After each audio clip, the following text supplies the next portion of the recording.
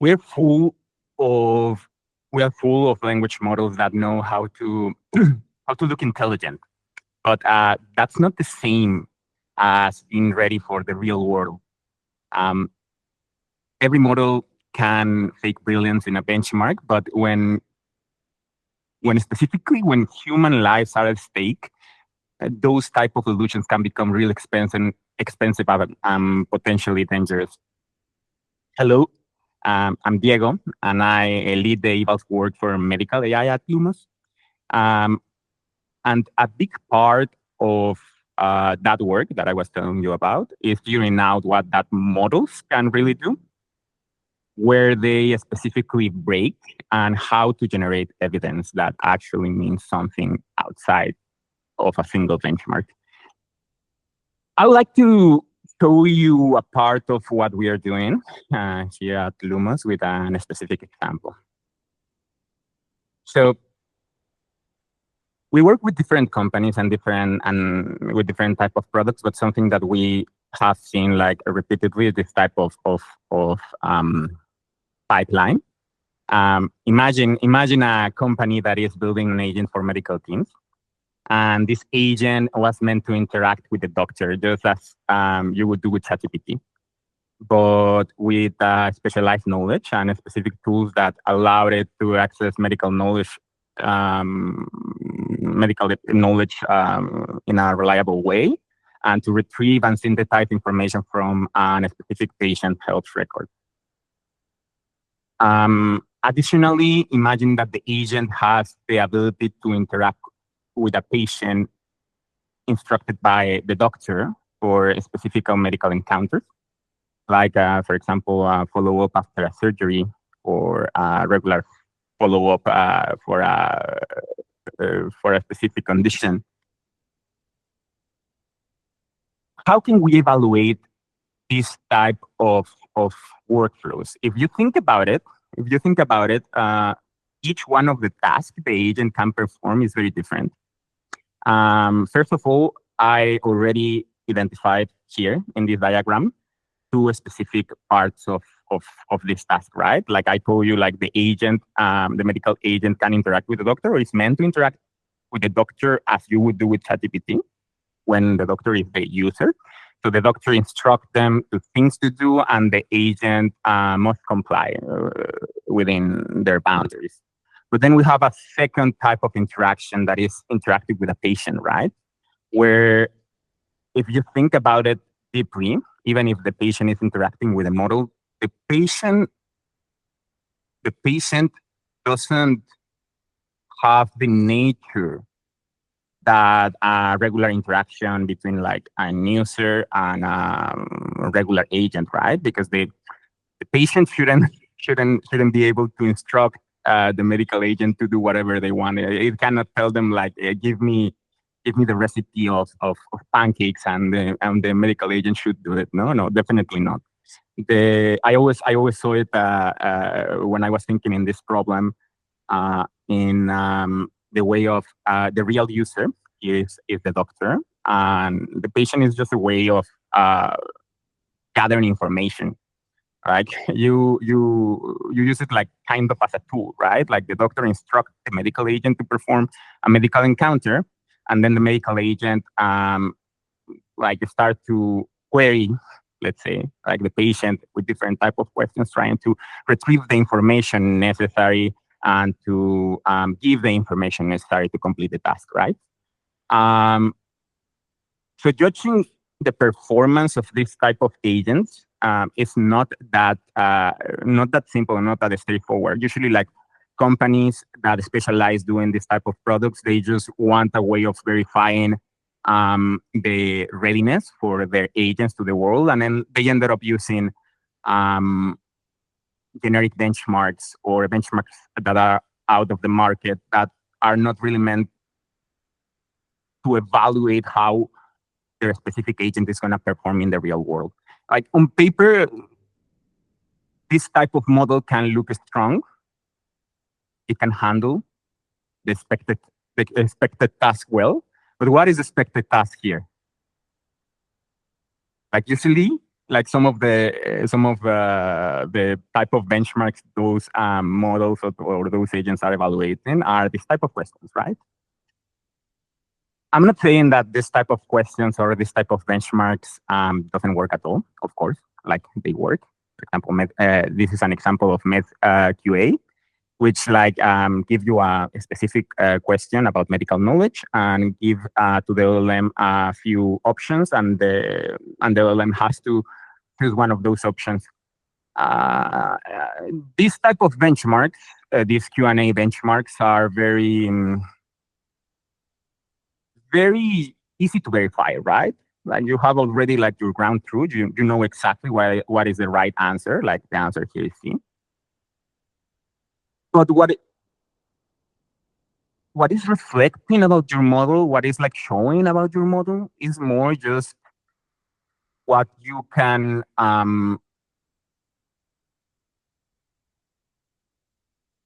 if the model is able to respond to this benchmark, or even if it captures this type of knowledge. But that doesn't necessarily mean like the model can interact with an user with this question and specifically retrieve the information or like the right answer. Why? Because in the real world, prompts are not perfect. Prompts are fuzzy. Mostly, as I told you before, like talking with a patient, right? Like the patient doesn't know, like doesn't necessarily disclose the information in the way you would expect. It depends on the emotional profile of the patient. If you make them feel safe, sure, like if you make them feel like they can trust in you, and even like medical agents sometimes, medical professionals sometimes using it as a strategy, you might realize sometimes that you may withhold information to fulfill the task you are thinking about without knowing it. No, sometimes at the middle of the process, you realize like you have to disclose more information. You may not. Like it depends. So this type of benchmarks are not necessarily a representation of the real world.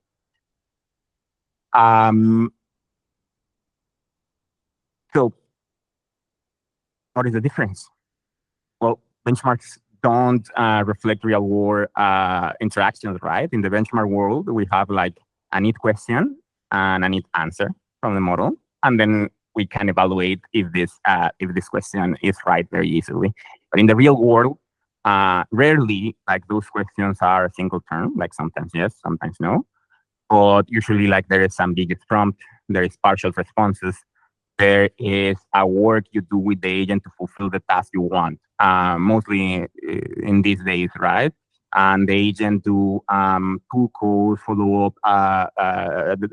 up with drift, corrections, new information, and the conversation evolve over time, right? So we are scoring, we score answers, but real performance is interaction level. The other thing to consider is like sometimes, okay, like after having like this type of benchmarks like MedQA, sometimes like I saw benchmarks that are meant to just concentrate in a very specific ability of the LLM that again doesn't necessarily reflect like the task is meant to perform in the real world. Like different tasks require different type of evidence, right? It could be that as I said before, these type of benchmarks are very useful, and it is going to reflect something about your model, but not the entire picture, just a part.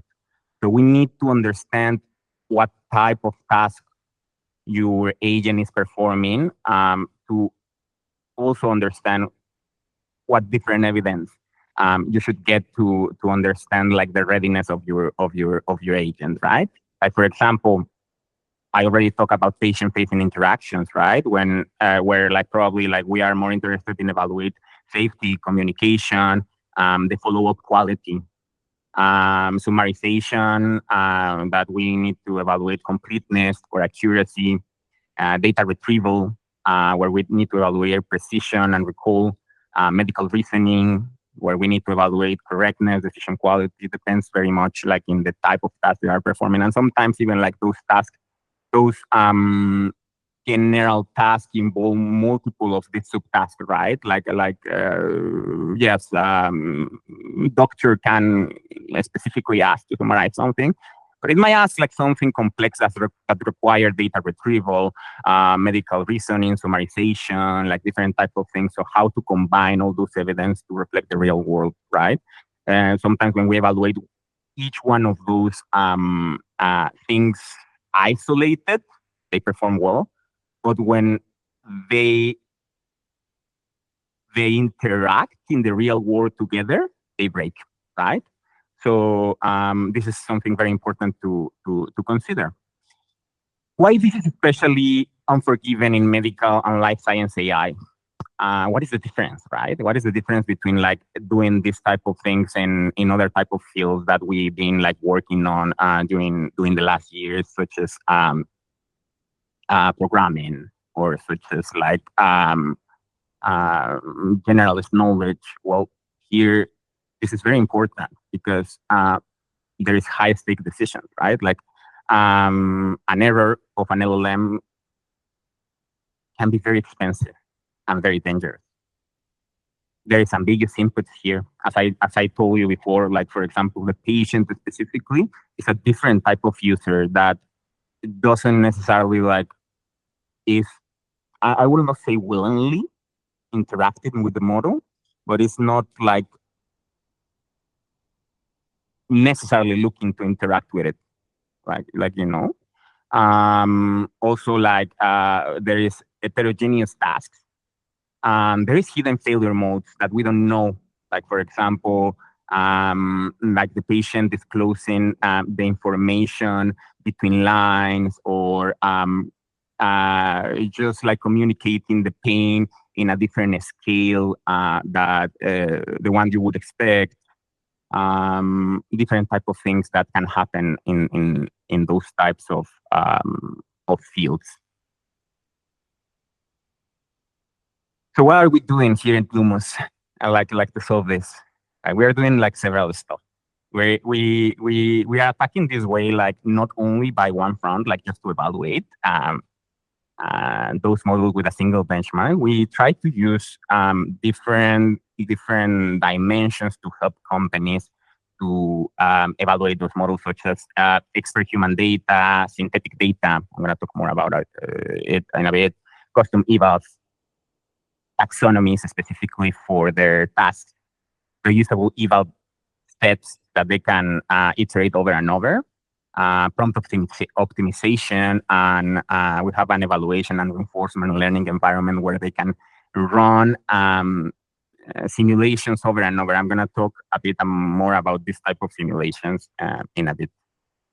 And in the research side, we have published some preprints. For example, this one, that is automatical replication of LLM mistakes in medical conversations. We took medical conversations between the medical agents and agent as a patient that I'm going to talk about in a bit. And we try to replicate those mistakes in a more neat benchmark that help us to understand where was the failure specifically here. We also work in this other paper called Women's Health Benchmark, where we evaluate the lack of knowledge that models have specifically about women's health. This is very important because LLMs are based on the data that exists out there, and this data is overwhelmingly leaning towards like men historically. So we try to evaluate what was like those differences there.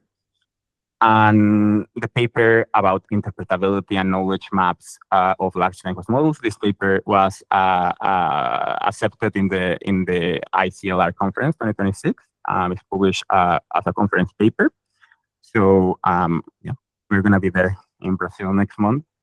But yeah, as you can see, we have like different type of ways. We're working in different type of ways of understanding the model and the responses. Some more holistic, some more mechanistic. But our goal is try to understand the behavior of the model to be able to improve it in the real world tasks that the model or the agent is meant to interact with. Particularly, I want to talk about right now about something that I am working on. I've been working on, and it's like an AI patient, right? So one of this research, I didn't put it here, but one of the research that we published is about AI patients, where the problem, as I told you before, it was like we need to evaluate the model, the agent, in the task it's meant to perform. So what is the solution to evaluate this type of models in the task they are performing? Like if they are instructed to interact with a patient, the first question we ask is like how those people that are meant to interact with a patient are evaluated on. So we created an evaluation framework to evaluate this type of interactions based on how real doctors are evaluated, like in the type of abilities they are evaluated. They are not just evaluated in medical knowledge; they are evaluated in more dimensions, which patient care or contextual awareness about like the resources in the system and other type of dimensions, and also is how to perform those type of tasks, right? So I don't know if you know, but doctors before interacting or before start interacting with patients, with real patients, they interact with something called standardized patients. That basically they are actors as performing as patients, like following a script that doctor created, and they are meant to evaluate the performance of the doctor in the real world. We want to translate this to the LLMs. By translating it, first of all, we encounter like some problems, right? Like it is very expensive, right? Like to hire doctors every time. And imagine that you have to plan very good what are you going to do with this data, right? Because if you want to tweak, for example, if you think like, you know what, I understood what happened here. I want to modify something that is just prompt level based. To evaluate your result again, you have to again run and again against those humans, which is very expensive, right? So you have to really plan it very good. So this data set is used smartly, right? Like probably like to do a training job or something like this. But to be scalable, this type of systems, to be scalable, we needed to find a way to perform this type of task automatically. That means synthetically. No? Because like the way that we found it is like just using an agent as a patient. But the problem is like agents have some caveats that make them very different than a human, right? Like if you tell them to act in a certain way, they're gonna disclose information very directly. They are gonna act very polite. Patients are very polite, like LLMs are very polite. And the problem with that is we go back to the problem of the Q&A questions, benchmarks, right? Like they wouldn't reflect the real world. And they wouldn't reflect like the real problems that medical models can encounter in the real world. So what we did is we created a new type of agent that is meant to act as a patient, not with a single shot prompt where we extract like all the vignette of a case and we tell them like all the symptoms they should follow or everything. No, we created a system where we simulate a memory log of a person based on a patient packet that is a synthetic patient record that is based on a doctor vignette. And those memories are accessed through a system of retrieval that is not only semantic retrieval, but is like semantic and emotional layer. Each one of the memories are tagged with an emotional vector. And we retrieve this type of memories depending on the interaction you're having. So this type of patients reply very differently if you ask them to, like if you make them feel nervous, if you make them feel unsafe, they withhold information. If you don't ask them correctly, they might not recall exactly the information they are asking for. So they reflect more the real world environment that they that these medical agents evolve, right? Like what we thought doing this is like what we need to imitate is like the imprecision of the human and how to translate it to this. There was like some research out there about it. We work on it. We improve it. We create like this emotional layer. We taxonomize the task that the model can perform during a medical interaction. We create an evaluation framework, and we use an agentic system of LLM as a judge to evaluate those conversations. And this is very important. This is very important because this would allow those type of companies that want to test their systems over and over systematically to do it without the need of getting humans every time. You know, like they can still get it, but in specific moments that they would need them, right? But now they can perform like I would call them. I always call them like we are giving life to the vignettes. We are making like a dynamic benchmark. So those patients are specific. They already have a condition. They have a fixed memory log. They have a system to access those memories. They have a way they reply. They are consistent in this way. They reflect a specific condition and a specific scenario. Like they know they are going like to a medical encounter because they are going through the follow-up of a specific condition. They are going to behave in kind of the same way, like overall, during iterations, which is very useful because then we can test like our medical agents over and over, like do modifications even prompt level, and test it again to see if it improves, and test it again to test it again to see if something happened there. We can like review like those evaluations by humans to see and to measure like this human alignment, how good like the conversation are. We can do many things with this type of interactions. In general, like the evaluation framework that I mentioned here is very detached. Each one of those components, the patient packet, that is the synthetic patient records, the AI patient system that I simplified with these three nodes, the medical agent, the task matrix, and the evaluation framework, and the AI judge are different components that can be used independently. In this case, for example, the evaluation framework that I was talking about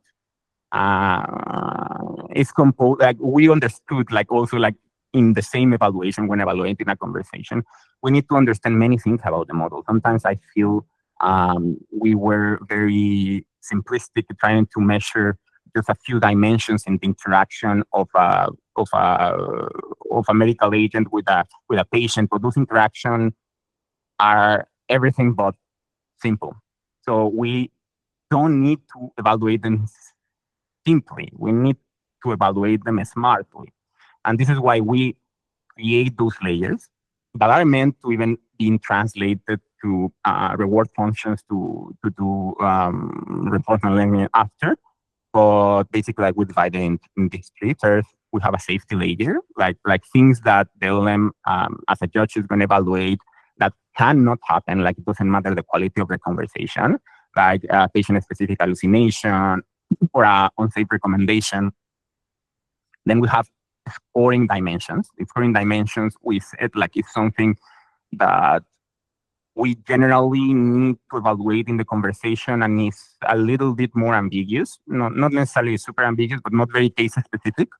And we have a set of rubrics to try to evaluate it. What does it mean, like assigning a 4, a 3, a 2, a 1?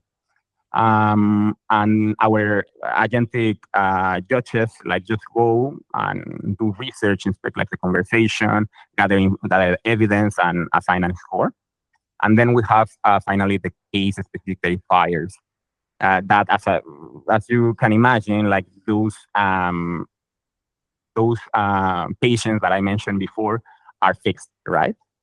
So if they are already there, they are meant to follow a specific encounter, and they have like some behaviors that are going to replicate over iterations, then we can create a specific evaluation for this case, like things that if a doctor talked with the person, we would expect to see in the conversation. Plus, realize that the patient had a family history with X disease, which if in the conversation is not shown, then it would be very hard, right? Like to realize that the model missed this specific point. So these three layers in this type of very specific patient interaction, like for example, we have like here one of the case-specific verifiers, the criterion and the score. Those three layers compose like an evaluation, a complete evaluation of this very specific task of the model interacting with a patient. And all of this is just to mean is just to close here is a strong result is not the same as readiness. The real question is not did it pass? It is what evidence would justify trust. So yeah, the message here is like just we need to be very, very, very, very specific in the way we evaluate different tasks, and being able like to tailor this type of evaluations to the type of task they are doing.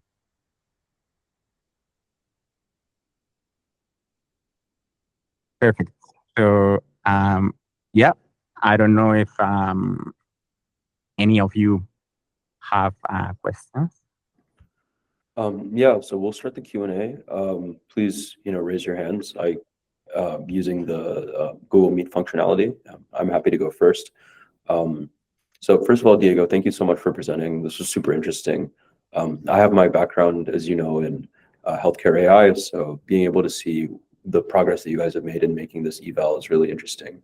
In fact, my first paper was about applying NLP techniques in 2017, so very like pre-LLM, to simulated doctor-patient interactions. So those standardized patients that you were talking about earlier.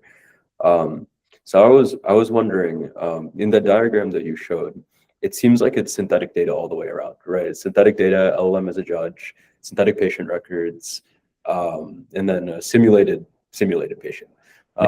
So I'm just curious how you're able to ground that in real world results, and which of your research papers does that apply to? Yeah, so that's a very interesting question. The agents in the diagram that I show, like here, they look everything like of this type of interaction. It looks synthetically, but they are based in something very specific, that is doctor vignettes. So what we do like is more like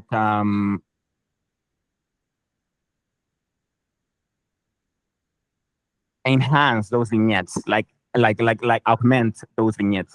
We take like a vignette that is a specific case. At the beginning, in fact, like in the paper, all this evidence is all this research is in the MedSpy paper that I am talking about this here.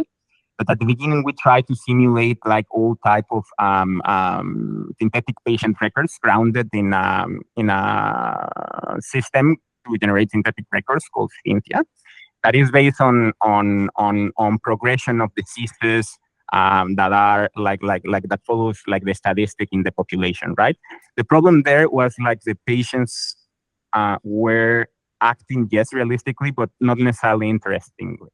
Like we realized that majority of the times a doctor just interact with a patient that is standard, boring, and those failure modes are shown in a very specific case. So we thought like how doctors are evaluated in this way, and it was like through questions created by doctors, these vignette cases. So what we did is like we gather information of medical experts. We make them create. We ask them to create those vignettes that describe the case, that describe like the patient behavior, that describe like the specific things that should be in the patient record for this case, that describe the demographics of the patient if it's necessarily, and then that data pass to a, let's say, like a pipeline that classify and enhance the information. Like it put like this 61-year-old woman into a specific data, like EHR file, FHIR file that says like, who is this woman, when she was born. It insert like all the diseases and that it has, and create like the synthetic record, the EHR record for this patient, and it's grounded basically in this vignette that is like human created, expert created, but medical experts. So yeah, it's like this system is just like giving life to that vignette. Interesting. So it sounds like as a design consideration, you guys are taking the long tail of kind of like rare occurrences because that's where the highest failure modes are. Yeah. Yeah, I mean, if you were just sampling proportionally, then 90% of your cases would be the flu, right? So Exactly. that's pretty clever. So when you guys were designing the system, what was like maybe unintuitive, some like a design decision that you didn't expect to make, or that only kind of revealed itself after multiple iterations? Yeah. So when we were thinking in this problem, and specifically this problem, we were at the beginning we were just thinking in how to just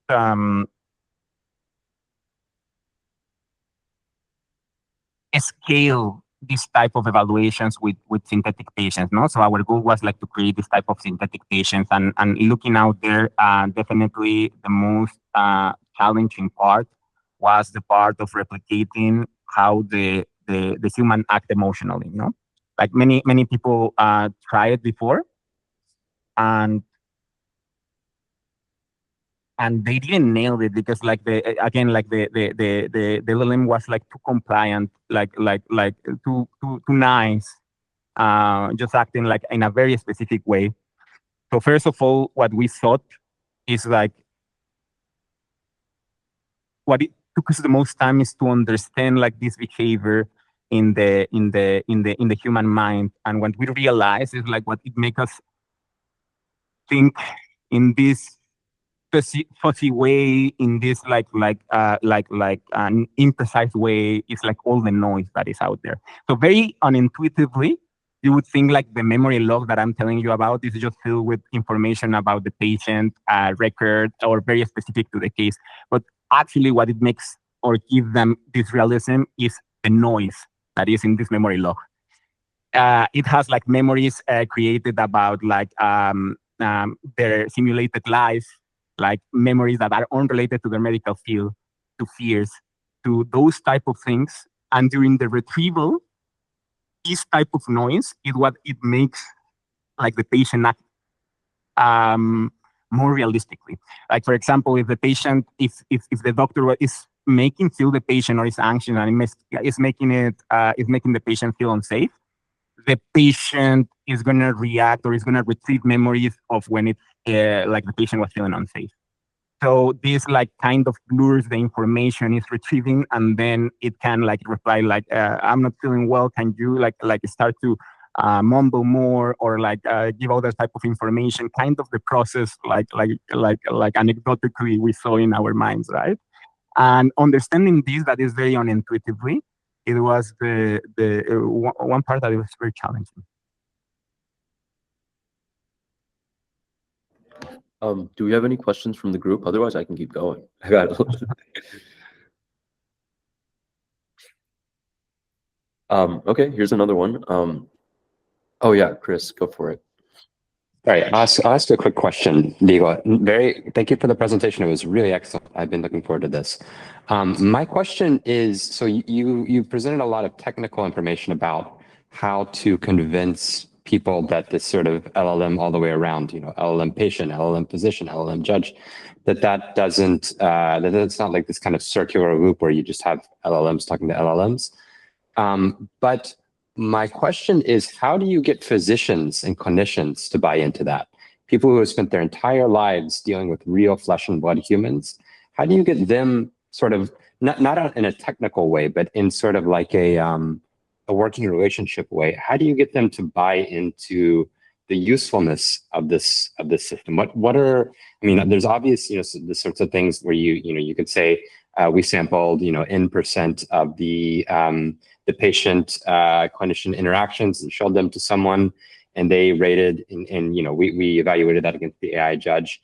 But I guess what I'm asking is like kind of a more intangible question, which is, what do you say to someone who says, okay, well, I considered your funding proposal, or I reviewed your paper, but it doesn't involve humans, so I'm not interested. I am a physician, I work with humans. What do you say, sort of not resorting to technical details, but more high level? What is the argument for why this is useful? Yeah. So very interesting question. First of all, I think like the first iteration, I think like this diagram doesn't show it, but the first iteration that we have, definitely, it involves like kind of a pure like synthetic park where humans were involved, definitely creating like those progression disease graphs, definitely, but it was like way less tangible, right? But right now, humans, I would say like they are very, very involved in the process, because kind of like the seed to create these AI patients, these agents, is the human input of this expert input. So what I would say, what I would tell them is like our evaluation doesn't necessarily substitute like evaluating your model against like other benchmarks or other type of things that like you're doing. Like you can even like replicate this type of thing just with humans, no, with the standardized patients to simulate a real world interaction. But what we are offering basically like to all the people is like the capacity to make their model safer and iterate faster, not necessarily substituting like the other pipelines, but like giving them more signals of the failure mode. Like, for example, our pipeline can like just tell them like your model might have a lack of empathy here, right? So you can concentrate then your evaluation with humans specifically in cases that involve this. So at the end, our goal is the same as them. It's just like make their agents safer. And for us, like make them safer is it just achieve like the way we are building it, no? Iterating and iterating and iterating.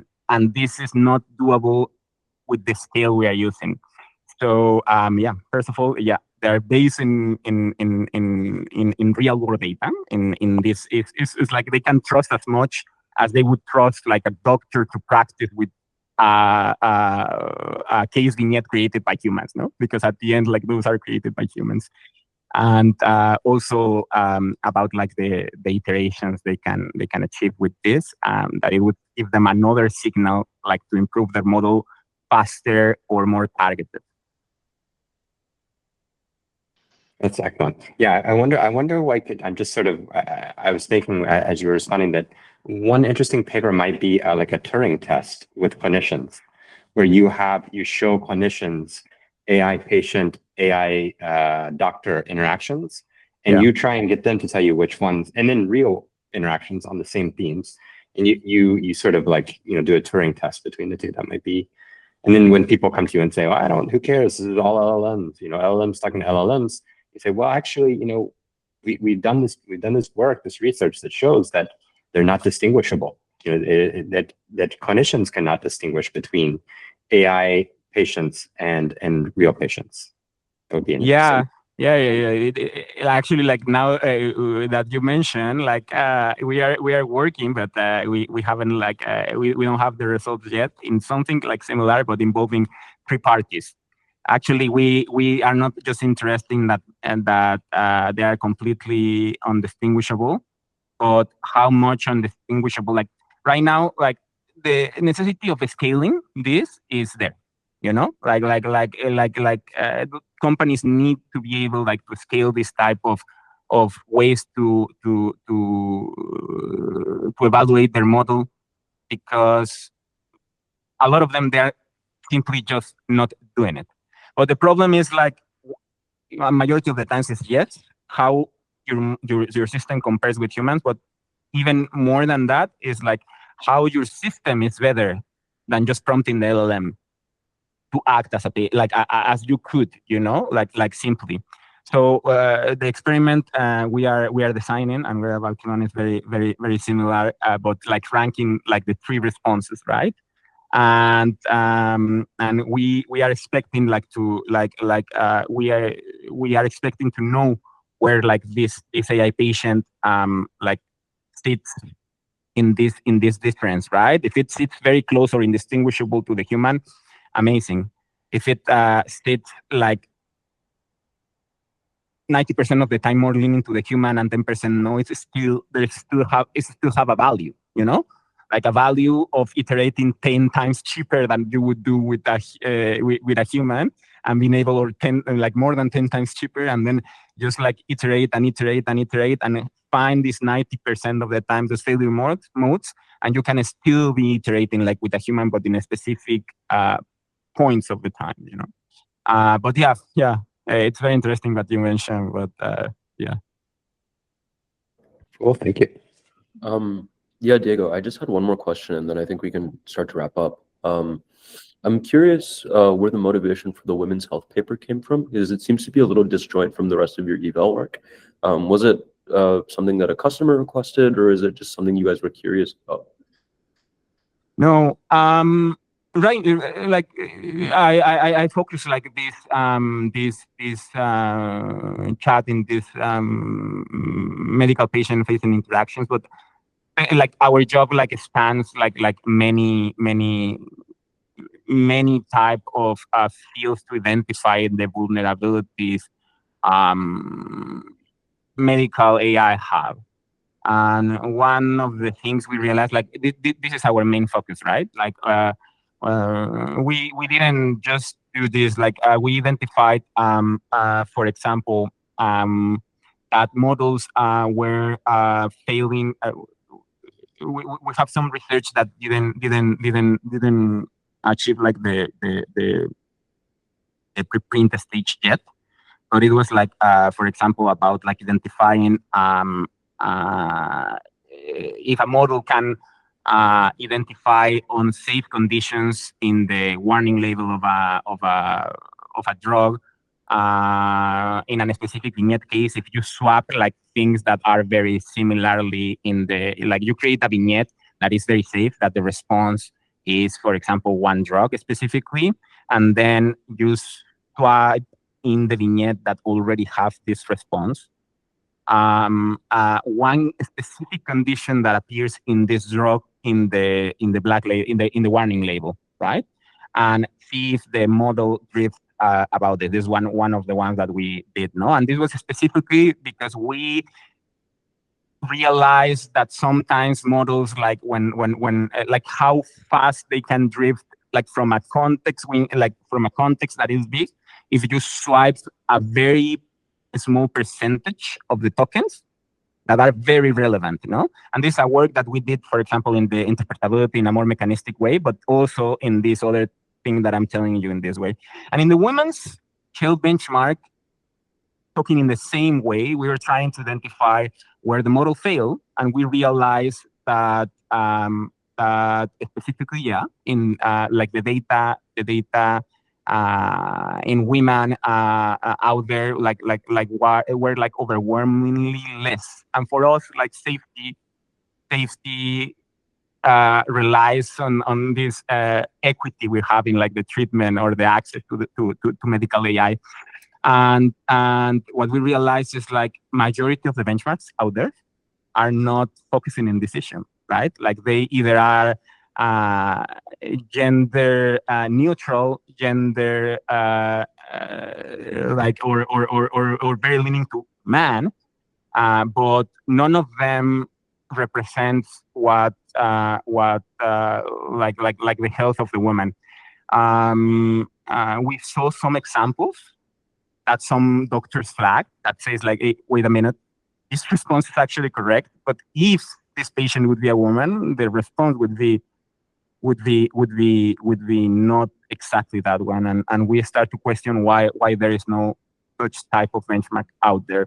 So again, everything, like there is no single test that works. You know, like we need to do like several type of things together to evaluate the model readiness for the real world. Like, and one of them is this. Yeah, I love that you brought the title of the talk back. Yeah, super cool. Thank you so much, Diego, for your time. Oh yes, we have one more question. Thank you, Snake. Go for it. Yeah, hi. Sorry for the last minute question. Actually, I was just getting my thoughts straight because it was a great presentation, Diego. So I have a few like technical questions. One is for AI. I'll go one by one maybe because they are on different tangents. So first is for your AI patients. Do you use some in-house model or do you run some open source model in-house or do you use API calls? Because what we have seen and heard that these model providers tend to nerf their model every now and then. Yeah. So like, you guys depend on something or do you guys have something in-house? Yeah. So for the POC we created for fast iteration, we are using providers models, yes, and we are now working in the implementation and local models, definitely, like in the terms of reliability and control. But yeah. Okay. Also, when the scoring benchmark part that you had in the evaluation, so I was recently working with some evaluation on speech data. So there I found a few papers that if you have, let's say, scoring on a rubric of 1 to 3, and once you have a more stretched rubric, let's say 1 to 5 or 1 to 7. So there, among the responses, the models have more variations. So I was just curious if do you guys observe something similar? Like when you have the model score something from between 1 to 5 and from let's say 1 to 3, do you get lesser variations or like is that a one-off thing? Yes, you have lesser variation, but one of the problems we identify when using scoring systems that are very broad, it was like there is research done about like the accuracy or the ability of the models to classify information with less categories, right? So what we needed to do, what we always work, is how to minimize the ask that we ask to the model to the specific score, and how do we enhance it more over new questions. You know, how, for example, in the safety layer, what we needed, it was just a binary check, right? Does this conversation have this or not? In the scoring dimensions, we follow a very specific four score systems where we needed to standardize what it means, like each one of the scores. For us, like four, it was meaning, for example, excellent, it's a training example almost, like it was like it went above and beyond. 3 was like good and achieved everything, and 2 is a soft fail and 1 is a hard fail. So it was like just trying to minimize this information and more like, if something fail in a dimension, to obtain more information there, we can go more into sub-dimensions more than trying to classify if 6 or 7, you know? Okay, so kind of different scores give you insights into different improvement strategies in some sense. Yeah. Okay. And since like this thing that you said that medical, real world information is not represented in some sense. So I was just curious again, what model do you use in your LLM as a judge? Because then these models have not been trained on real world medical interactions in some sense. Yeah. So right now we're using different models, mostly like to ensure like accuracy and this type of discrepancy. We run it like over different type of cloud models. In our POC, we run it like through we use Google Gemini and like Claude and GPT. We run different type of tests now that we don't before we had it like very specialized in our local models, because what we needed to see if we were finding consistency, right? One flag, for example, to raise attention to see if this score is actually, or if we are flagged to review it by humans, is like if this type of inconsistency exists between like different type of models. Okay. At the end, yeah, good. Sorry. No, at the end, what we realized also is like now that we when we were like trying to put like the judge base in a big prompt and one shot almost like a big prompt, like telling like this is the conversation, this is what you need to ensure, like what is the classification that you do, you find more variation. This is why we transitioned to agentic LLMs, where like the agentic judges, where the judges are equipped with a set of tools, and they go and they do research specifically of the topic they are meant to do, and this type of access to those tools gives like a bit more consistency. Okay, fair enough. And one last thing. Do you also test on multilingual capabilities of the agent, or is it only English?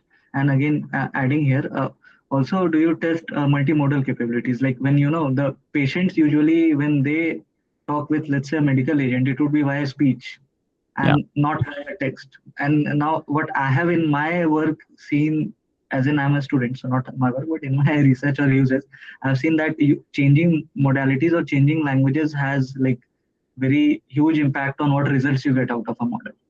Yeah. So about the modality, we are actually implementing like the voice mode for the AI patients, because as you said, majority of these type of agents do it via voice, and even like we added like some type of dimensions that measure more technical things that can impact even like in the patient perception. So yeah, like the patient is aware of the time that it passed until it reply and all these type of things, because like we have seen that real patients react differently. For example, when there is a big lag with the medical agent, where there is like this type other type of things, and also like medical agents. Besides what you mentioned, that they reply differently depending on the modality. Also, they have different type of challenges when facing another type of modality. For example, usually like the patient don't pick don't do the call like in a very controlled environment where there is no noise, right? They have to be able like to work like with a noisy environment. They have to be able like also to recognize different type of accents, of mistakes that people do like in their speech and all those type of stuff. So yes, we are working in this part. And what was your first question? It was, do you also do multilingual evaluation, or is it all English? Yeah, right now we're focusing on medical agents that speak in English. We are working with some US-based companies, so majority of our work have been like that. We are interested in multilingual multilingual agents, but right now, part of the profile of the patient, like some types part of the vignettes, like that the doctors are crafting, relies on this like for example, like the patient should be not fluent in English, or it should be like just arriving like to the country and not be like want to switch from language to language. Also, like for example, the difference about calling some drugs in different way because in other country are called in other way. Those type of things, yes. Like the medical agent talking in other language, not yet, but we're working on that. So some sort of code switching in some sense. Yes, exactly. Okay. And Okay. Thank you so much, Diego. We really do have to wrap up now. We're coming up on an hour. But yeah, thank you so much, everyone, for your questions. And yeah, Diego, if you're ever in the Bay Area, give me a shout. I'll get you a drink. But yeah, this was a really great session. We'll be sure to send the video to you and the Lumos team so you can share it however you want. But yeah, I really appreciate you taking the time. And everyone, have a great rest of your days. Take care. Thank you.